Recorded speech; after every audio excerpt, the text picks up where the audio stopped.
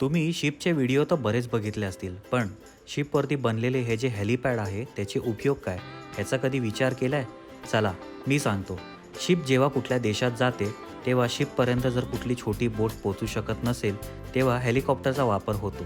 आता हेलिकॉप्टरमध्ये कोण येऊ जाऊ शकतो सांगतो.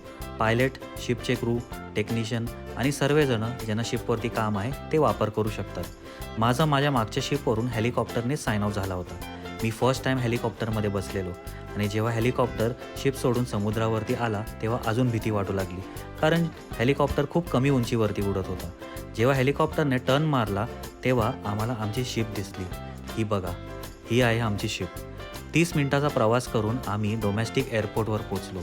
तिथून कारने इंटरनॅशनल एअरपोर्टवरती आणि फ्लाईटने घरी. चला भेटूया नेक्स्ट व्लॉगमध्ये. तोपर्यंत काळजी घ्या. Bye bye.